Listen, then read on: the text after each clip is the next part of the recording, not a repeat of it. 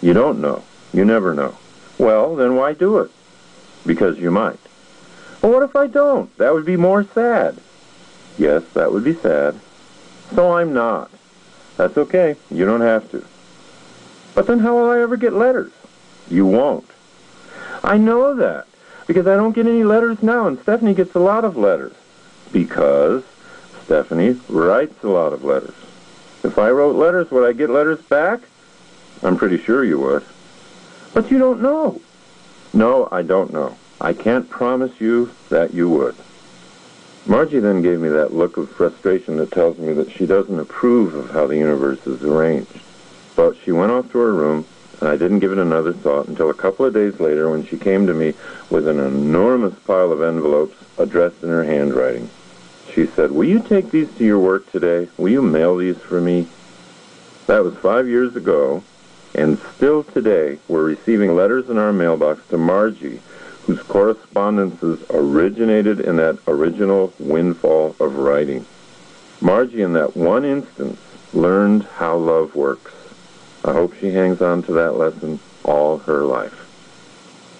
Notice that a victim rarely wants to do what Margie eventually did. Because the core belief of the victim is that life is unfair, the victim never wants to risk anything. The victim never wants to go first in a relationship. Why risk loving? I might get hurt. The victim's feeling about love is an extended version of that one thought. I'll write to them if they write to me. Writing letters represents any form of reaching out. You can create happier relationships by going first. The first step is to always know who to go first with. Keep a list in your daily planner or on an index card posted above the phone of the most important people in your life. Actually take the time to make this list. It sounds like an odd idea because our culture has convinced us that relationships are about spontaneous feelings, that we should always be responding to some inner spontaneous emotion. Great relationships are strategically created. Try creating a list of people who are important to you and keeping it nearby. Take it on vacations with you. Write those people postcards. When you have a free 20 minutes, pull it out. Make a phone call. Add a name now and then. Look at your list at least once a week and ask yourself whether you've communicated with these people lately. Communication can be short and clever and kind. It doesn't have to be a burden. Notes, cards, voicemails, emails, dropping by, phone calls, they all count. Don't wait for the other people. Don't let your resentment undermine your creativity. Resentment goes away when you take action, not when the other person does. Don't ever wait. Consult your list at least once a week and get into action on at least one name. Help someone. Don't ever look at the list without taking action. Link the list to action. You'll be amazed at two things. One, what comes back to you, and two, how confident and serene you feel when you think of the people in your life. Guilt will leave you forever. Here's a quote from the Russian spiritual leader Gurdjieff. If you help others, you will be helped. Perhaps tomorrow, perhaps in 100 years, but you will be helped.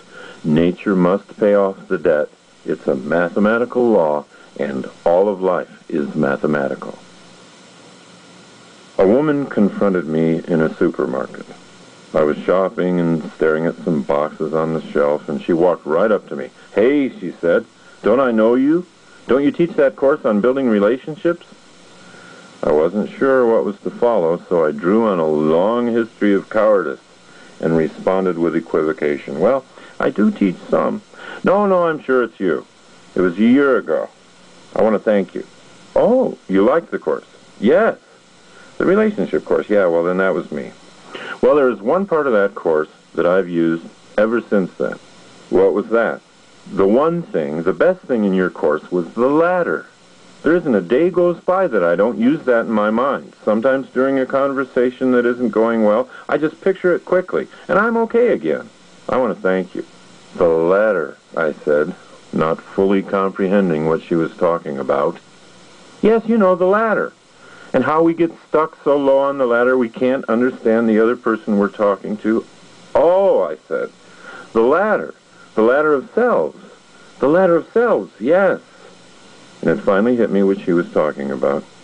A year or so previously, during a question and answer session in one of the courses, I used British philosopher Colin Wilson's theory of the ladder of selves to answer someone's question. That was the best part of the course? I asked the woman in the grocery store. By far, she said. And so it came to my awareness that the best part of my course wasn't even in the course. It had been mentioned almost accidentally in one of the courses, but it wasn't a regular part of the course. That day in the store, I made a mental note to make certain the ladder was presented up front at the beginning of each course on building relationships. There's no question anymore in my mind that Colin Wilson is the most brilliant and profound philosopher since Aristotle. Since discovering him a few years ago, I've read more than 40 of his books, many of them 3 and 4 times. I can't help returning to them over and over again. His deep understanding of the human mind and his radiant optimism set him apart from all other writers and thinkers in the 20th century. One of his many illuminating concepts is the ladder of selves, which illustrates how many different people we can all be. The lowest rungs on the ladder are the physical selves. They require the least amount of consciousness and mental wakefulness. In the middle of the ladder are the emotional selves. These take a little more consciousness. In my emotional self, I'm reacting to you. I'm reacting with resentment or fear or guilt or anger. If I travel up a few rungs, I reach some more positive emotions such as peacefulness, mild euphoria, but they're still emotions without a great deal of consciousness or thinking. Higher up the ladder is where great relationships are created. The higher rungs on the ladder are thoughtfulness, mindfulness, imagination, and higher still, pure spirit. We will almost always find that during the days of courtship, we're at the top of our ladders. During that period, when we're most excited about falling in love with someone new, is when it can be almost guaranteed that we're spending a huge percentage of our time high up the ladder. During courtship, we are in our minds. We are in our imaginations. We are creating all the time. Some of us write poetry, even though we don't normally write poetry. We are funny. We are clever. We are innovative and leave thoughtful little gifts around. We listen with more curiosity and compassion than ever before. We are in love. We are seeing life from very high up on our ladders. We're fascinated with the other person in a very light and joyful way. Every little breeze seems to whisper Louise. Because being high up the ladder is a thrill, most people will do almost anything to repeat the experience. The tragedy occurs when people confuse the external stimulus with their own power to ascend the rungs. They don't realize that they've sent themselves up. They think their new love sent them up, or the exciting football game, or getting a new job. Because people so often associate being up the ladder with falling in love with someone fresh and new, they seek to repeat the experience outside their current relationships. This is unnecessary, and it's based on a misunderstanding of the ladder. Your ladder of selves is internal. External excitements only remind you that it's there. The key to finding your spirit in life is to know that the ladder is on the inside and that you can climb it anytime you want. The pain of allowing a relationship to lose its original thrill is absolutely unnecessary, but it's still painful nonetheless. We assume that this loss of feelings is due to something external, the other person. Or we say, the chemistry is just gone, nothing I can do about that. And so we try to chase it down again with a new lover. But it isn't long before we once again lose the feeling.